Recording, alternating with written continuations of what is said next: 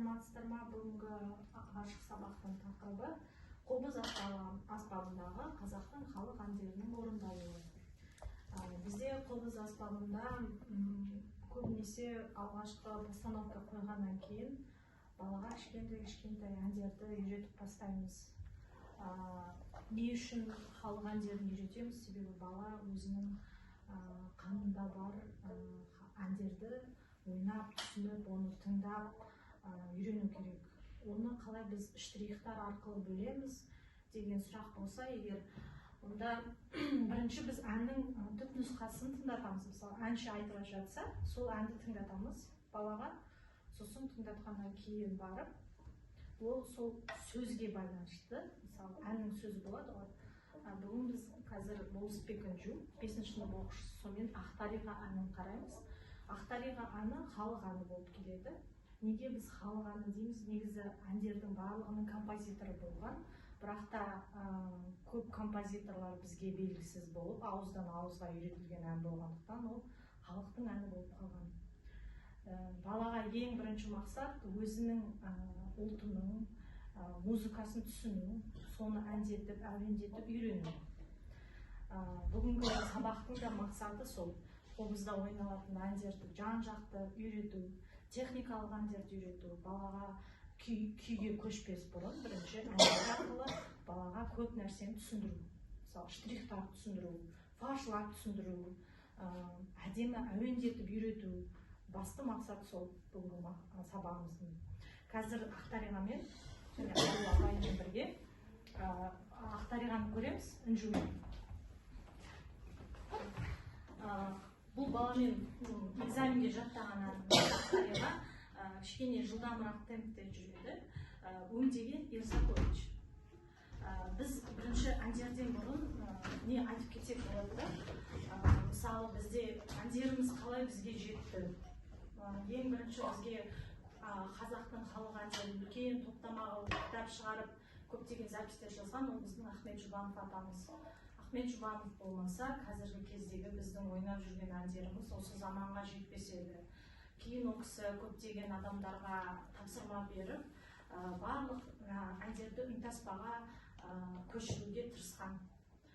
Соның ішінде Ерзакович пен Затаевичтің жұмысы өте мол.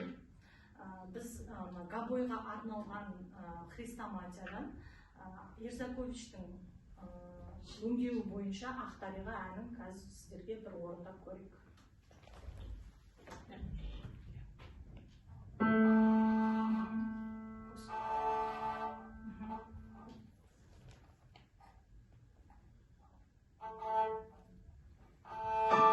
Басында не бар, қара. Інжу басында күтесің, апайың ойнайды, содан кейін барып түсесің.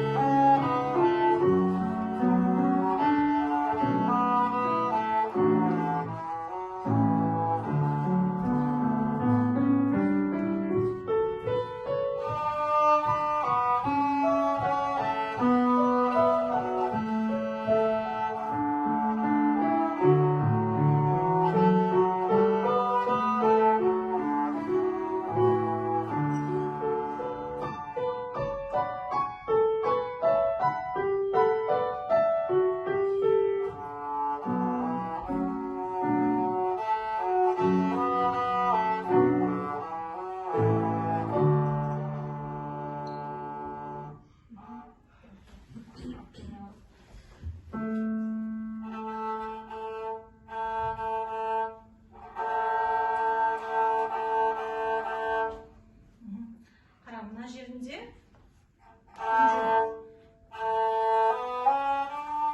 сосын бірінші саусақпен түсіп кетесің, түсін ба? Сонда мына екінші саусақпен сырғимыз, иә? А сен 3-ті алып, сосын 1-ді қоюға болмайды, түсін ба? 3-тен кейін 1 болмайды. Сонда сосын 1, иә? Сосын бірінші саусағымыз таза ойнаймыз, әндетеміз, иә? Сосын қара, бірінші рет форт, екінші рет пиано.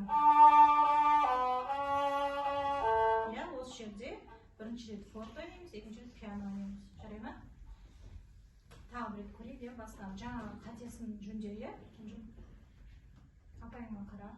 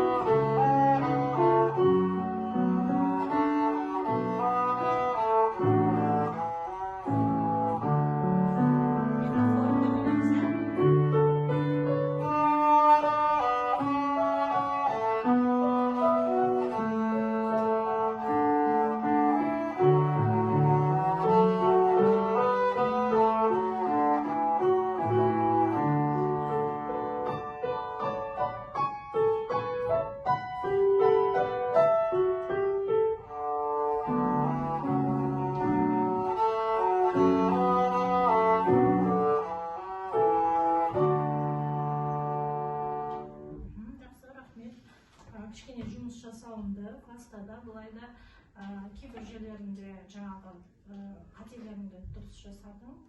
Енді соларды ұмытпай, иә, үйде жаттығу керек, жарай ма? Келесі Дина келе. Динадағы ән бізде дайдидауаны. Дайдидауаны теріс бұрауда ойнаймыз. Ол 2 октавада жүрек, кішкене туындау, ортасында вариациялар бар болады. Әннің негізгі темпі және размері, өлшемі бір размерде отырады. Бір размерде жүреді, ешқандай өзгеріс жоқ.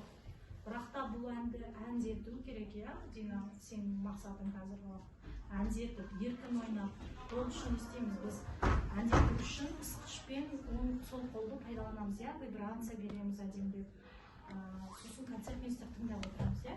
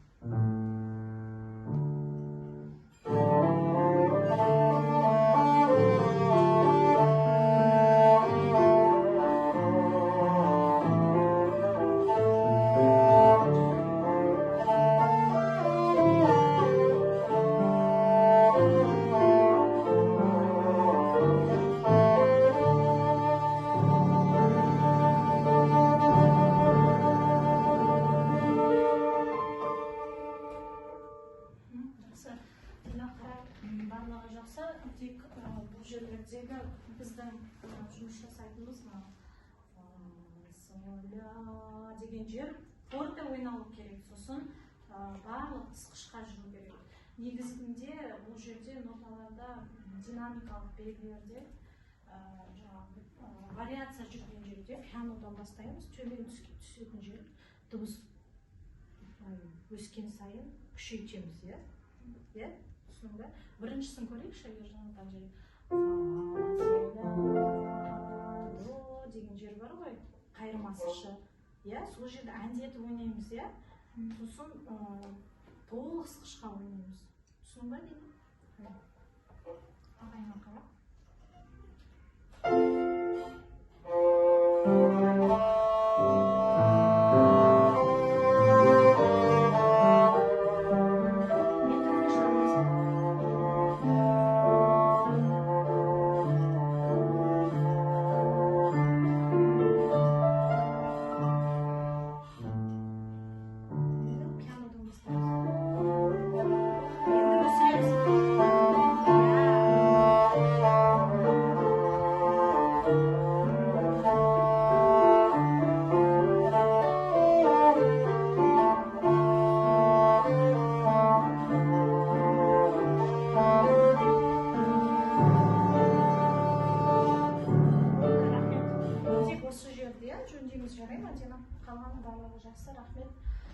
Келесі бізде, енді біз концерт инструмент осылай әндерді қараймыз сабақ барысында. Бірақ бізде техникалық емтихан деген болады, тоқсанда. Сол кезде біз техникалық баланы өсіру үшін қазақи күйлерді нақышына келтіріп тарту үшін біз үлкен қор бар бізде, қобызда Жаппас Қаламбаевтың 50 әні бізде Асылмарада сақталынған қорда. Сол кісінің запистері бойынша дайындаламыз. Көп әндердің ноталары бізде жоқ. Біз түпнұсқасын тыңдап, аудио арқылы телефонға жіберіп, балалармен солай дайындаламыз. Соның барысын сіздерге көрсетейін. Және де жаңа колонка сұрап едім, бірақ таппадым. Бұлай соткамен тыңдатып көрсетейін сіздерге. Жаппас Қаламбаев 50 шақты әндерді жазған, соның ішінде қалғаны Ғайни, Сәуле май, Алқоңыр, Қарғамал, Қараторғай, Шилөзен, Баянауыл, Қаракөз, Қызыл бидай деген халық әндерін. Және де Біржанның, Естайдың, Ақан серінің әндерін қобызға нақыштап әдемілеп тартып кеткен.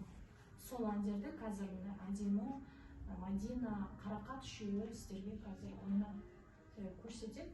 Бірінші әдеміні шақырайын.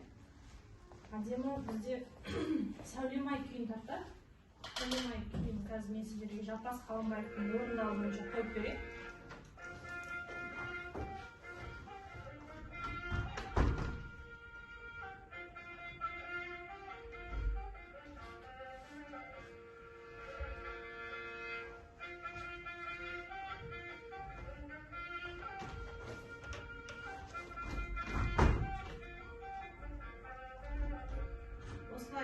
Әндердің қатары көп, соның бірін қазір осы әнді оригиналын тыңдай отырып, қазір сіздерге әдем орындап беремін.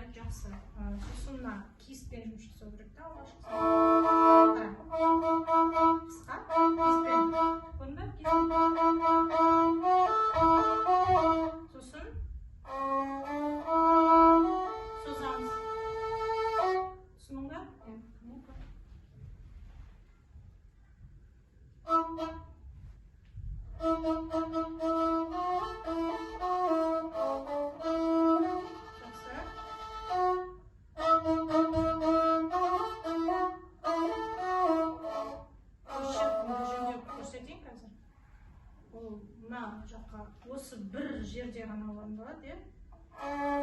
Деп ашамыз, түсін бе?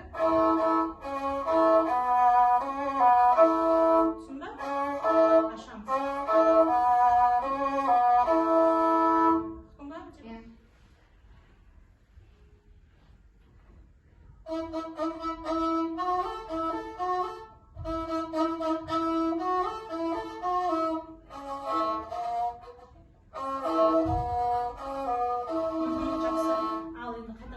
Осы екеуін көрсек.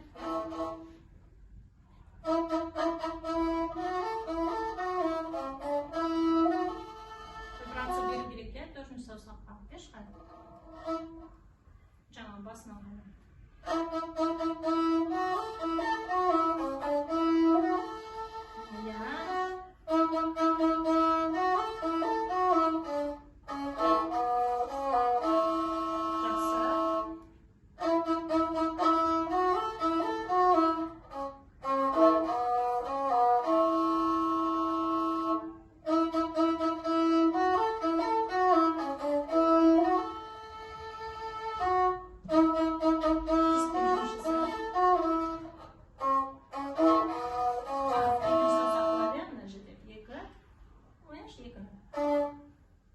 Енді ашамыз.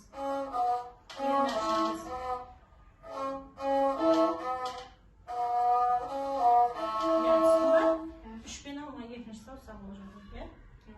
Басынан тағы бір көрейік.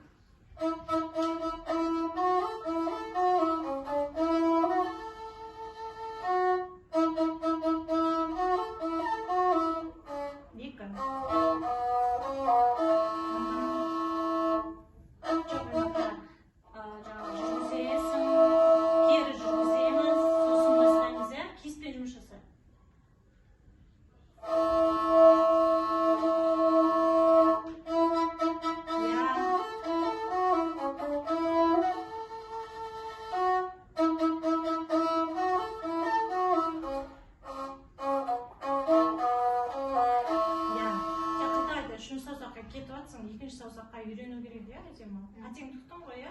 Болды, рахмет. Келесі қарақат. Қарақат 11 сынып оқушысы бізге қайта әнін тартасың? Шилөзен әнін тартып береді. Ол да Жаппас Қаламбаевтың орындағаны бойынша тартап.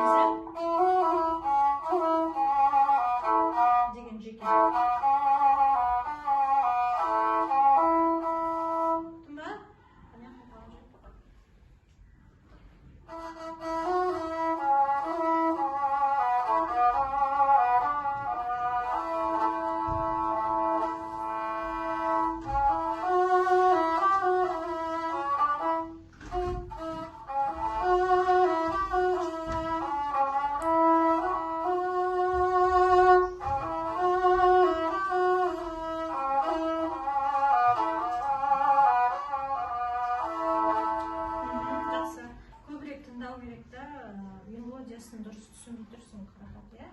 Көп тыңдау керек. Записін көп тыңдасаң, түсінесің, мыжы керек.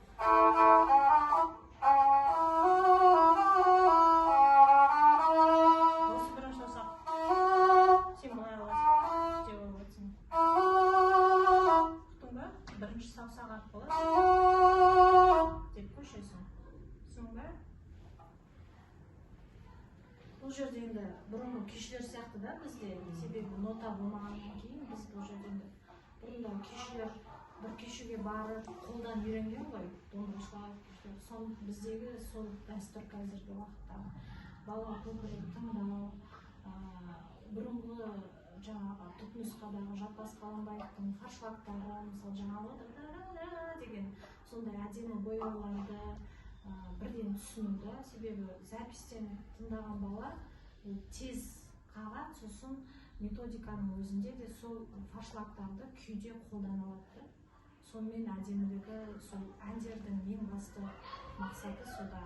Енді бұл екеуі жай әндерді ойнады, бірақ әдемі де бізде әлі қолдың несі болмай жатыр да, сондықтан 90 сайын бір әннен беріп жүрмін, әндерді көбірек ойнасын деп, техникасын өсірсін деп. Енді рахмет Қарақат саған. Мадина кішкене 12 класс болғаннан кейін сіздерге қазір техникалық ән орындап берсін, Жайдарман деді. Жайдарман өте тез жүретін ән. Біздің жезкиік, аққу деген күйлердің алдында осы әндерді ойлап барып ойнаса, ол бәрі жүріп, өзінен өзі күйде орындап кетеді.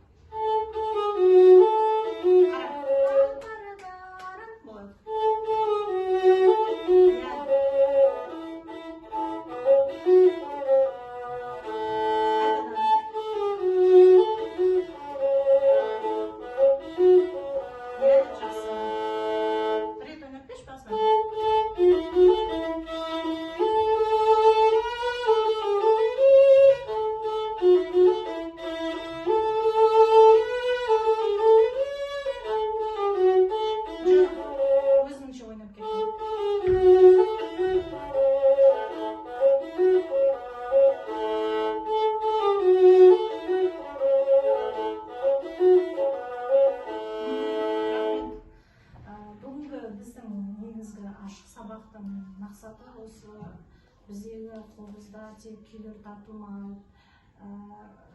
Біз негізгі маңызын, ең фундаментін осы әндерден аламыз деген мақсат болатын. Себебі біз әндерді орындасақ, балалар әндерді көбірек тыңдаса, күйді тартып кету, күйді әуендетіп, әндетіп тарту балаларда көбірек шығады. Себебі бала әнді тарта алмаса, күйді де әндетіп тарта алмайды. Басты мақсат бізде сол қазіргі кезде енді осы Жаппас Қаламбаевтың әндерін нотаға түсіріп жатырмын өзімде. Егер бұйыртып, олардың бәрі шығып жатса, кітап қылып шығару ойымда бар. Қазіргі балаларға сотканы тыңдап отырады да, сосын басқа жаққа көшіп кетеді сондайды.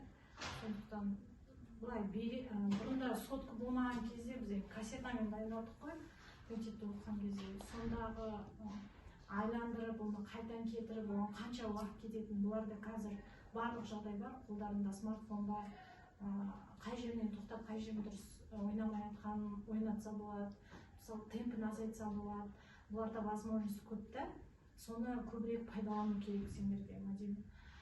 Көп ән ойнаған сайын бала бір қонақта отырса да, сол қазақтың әнін ойнап берсе, оның бәрі үлкен бір біздің тәрбиеміз деп ойлаймын. Сол біздің ең мақсатымыз бүгінгі сабақтың қазақтың халық әндерін ұрпақтан ұрпаққа әдемілеп жеткізу. Сабаққа келгендеріңізге рахмет. Сізбен ашық сұрағымыз аяқталды. Апай, өзіңіз бірден бүгінгі сабақ ашық сабағымыз сәтті өтті деп ойлаймын. Мынау қыздар жаңадан келген мүмкіндігіміз бар. Осы жаңағы Ақдареға орындап жатыр. Кеше келген мысалы Динамыз бар. Мынау қыздар енді бұрыннан келе жатыр ғой. Бірақ былай қарасам кішкентай ән сияқты, бірақ оны жеке күй сияқты бүйтіп орындаған кезде қыздар қиналып жатыр да. Сол жағы өйткені көптеген фаршлагтар бар, арасында мелизмдар бар, соны меңгеру керек.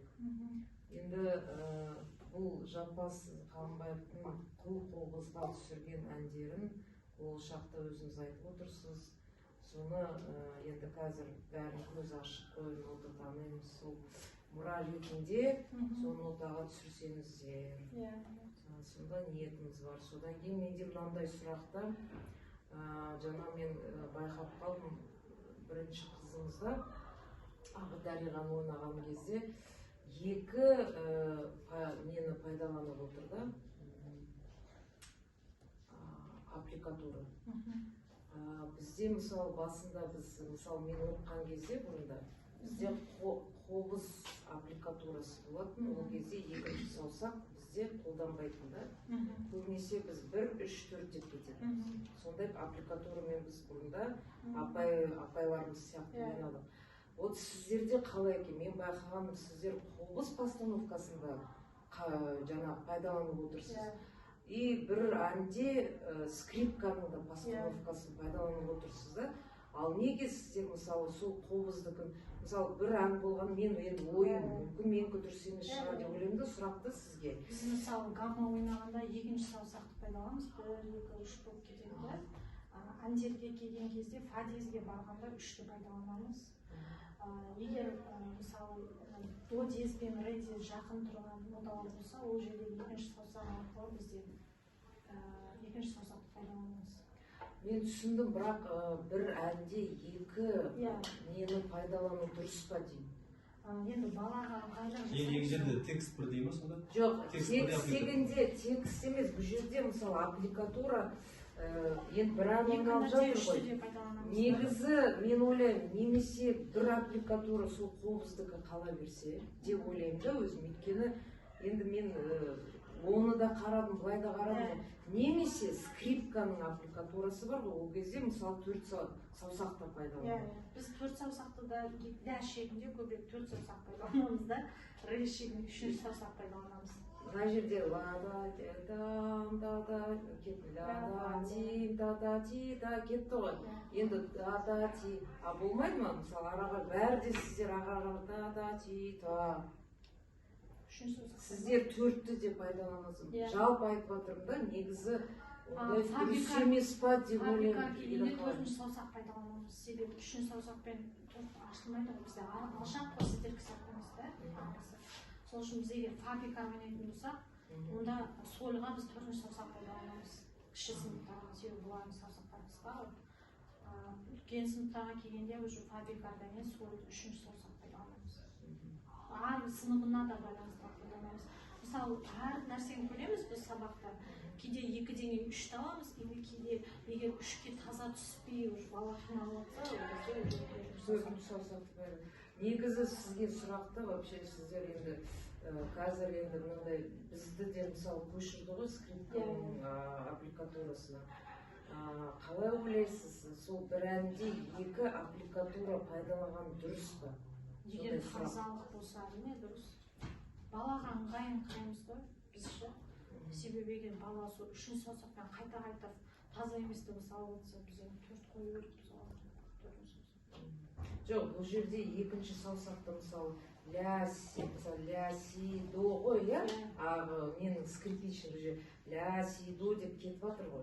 Соны не скрипканікі болса, немесе тек қобыздікі болса деп ойлаймын да, сол жағын айтамын. Бірақ бізде арнайы бір методика, мына методика осымен оқисыңдар деген бізде жоқ. Енді мысалы Базархан ағайдың өзінің кітабында да мысалы гаммалар жазылмаған бізде ше. Бізде бірден күйден басталып кетеді кітаптар. енді мен сіздерге тілекті, енді жас болыңыздар ғой, егер сіздерде сондай нәрсе болмаса, соны жасау керек деп ойлаймын. Өйткені енді былай сауатты айтқан кезде бір аппликатура болу керек. Не скрипканікі, бір шығармада. Не қобыздікі деп ойлаймын. Өз көзқарасы мен білмеймін. Солай дұрыс па деп ойлаймын. Түсіндіңіздер?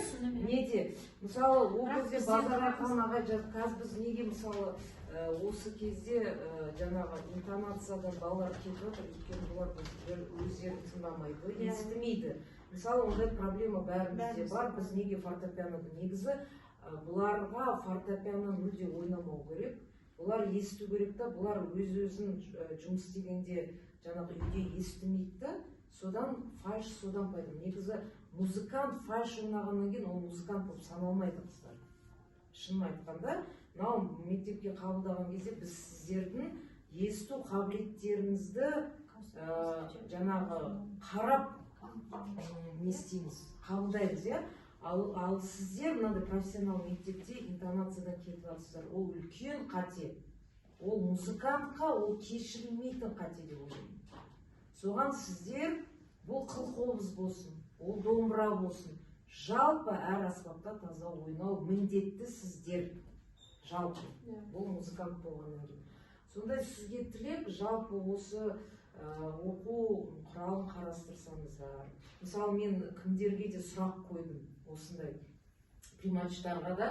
Бұлар бүйтіп аппликатурамен келе жатады да, оны енді қазір байқап жатырмыз ғой. Соны қайтқанда басқа аппликатура дейді да. Мен қалай олай деп ойладым да.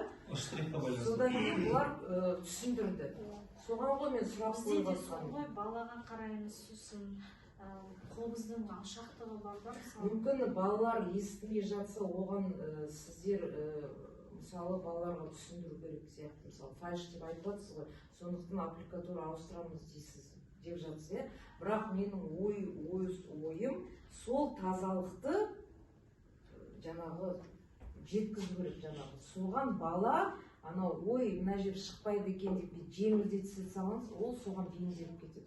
Мен ойлаймын енді сол сіз бердіңіз ба мысалы екінші саусаққа, сол саусақты бұл естімейінше жаңағы балалар соны тазалықты ойнамайынша ол ары қарай жүре керек деп ойлаймын.